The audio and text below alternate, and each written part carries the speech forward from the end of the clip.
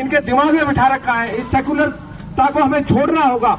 अगर हम अब भी नहीं चेते तो निश्चित तौर पर हम अपने बच्चों की कब्र अपने हाथों से खोद रहे हैं। हमें चेतना होगा, हमें जागना होगा।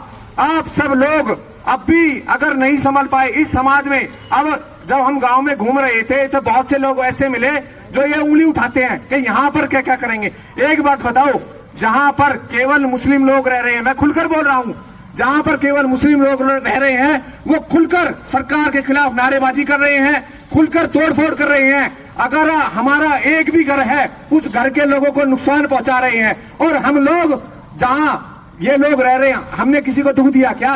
हमने केवल इतना जताया कि हम सरकार का समर्थन करते हैं और प्रत्येक गांव में ये समर्थन होना चाहिए। मैं निवेदन करता हूं सोशल मीडिया के माध्यम से, हमारा प्रत्येक गांव पूरे देश के अंदर प्रत्येक गांव ये समर्थन करे, सरकार पर दबाव बनाए, इन कांग्रेसी सरकारों पर दबाव बनाए कि जो एनआरसी देश में लागू हुआ है इसे कि जो भी इनकी राज्य की सरकारें हैं वो लागू करें। आज कमलनाथ ने स्पष्ट तौर पर मना किया है कि कांग्रेस सरकार इसे लागू नहीं करेगी।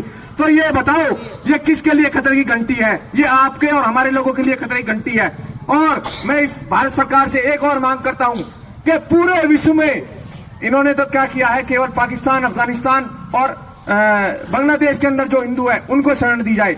मैं तो ये मांग करता हूं कि हिंदू विश्व में कहीं भी जन्म ले वो पूरी तरीके से वो भारत की नागरिकता ऑटोमेटिकली उसे मिलनी चाहिए, क्योंकि पूरे विश्व में इस समय केवल एक देश उनके लिए बचा है, केवल एक देश, वो भारत। अरे आखिर अगर ये भी नहीं बचा तो कहां मरोगे? हिंद महासागर में डूबोगे क्या? तो कम से कम इसे बचाने के लिए तो जागो। और अब भी अगर आपकी आंखें नहीं खुलती है तो निश्चित तौर पर वो अपने मंसूबों में लगे हुए हैं, आप सोते रह जाओगे। हम कुछ लोग हम सब मिलकर कुछ भी नहीं कर पाएंगे। सबको जागना होगा, सबको इस कार्य में लगना होगा।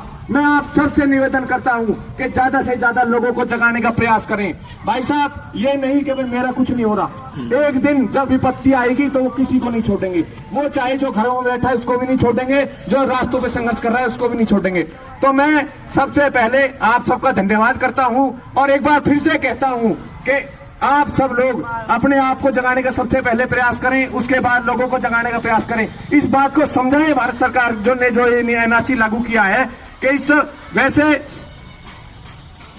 जो हमारे यहाँ पर देश में लोग बसे हुए हैं जिन्हें मुस्लिम कहते हैं, उन्हें इससे कोई डर नहीं है। वो बहका माहौल जो इन लोगों ने बनाया हुआ है कि भाई इन लोगों को बाहर करेंगे, इन लोगों को कोई बाहर करने वाला नहीं है। वो ना डरें कि भाई ये भ्रम फैलाया जा रहा है, राजनीतिक पार्टियों द्वारा वोट बैंक की राजनीति हो रही है। और कुछ लोग ये उड़दंग मचाना चाहते हैं, ये टेस्ट करना चाहते हैं कि इन हिंदुओं को ये जागेंगे नहीं। और निश्चित तौर पर ज्यादातर देश में देखा जा रहा है कि हिंदुओं भी सोया हुआ है। ये खूब आतंक मचा रहे हैं, खूब प्रॉपर्टी को नुकसान पहुंचा रहे हैं, खूब मतलब उड़दंग मचा रहे हैं, लेकिन हमारे लोग सोए हुए हैं। तो मैं आप सबसे निवेदन करता हूं कि अपने आप को जगाओ, इस राष्ट्र को बचाने का संकल्प लो। आप ही बचा सकते हो, युवा ही बचा सकता है। एक एक युवा जब तक नहीं जागेगा, जब तक इस राष्ट्र को बचाए कोई नहीं बचा पाएगा। इसलिए आप सबका आज जो इस समर्थन रैली में या इस यात्रा में आप सब आए, मैं फिर से धन्यवाद तो नहीं दूंगा, लेकिन मैं आप सबका आभारी हूं। बहुत बहुत धन्यवाद।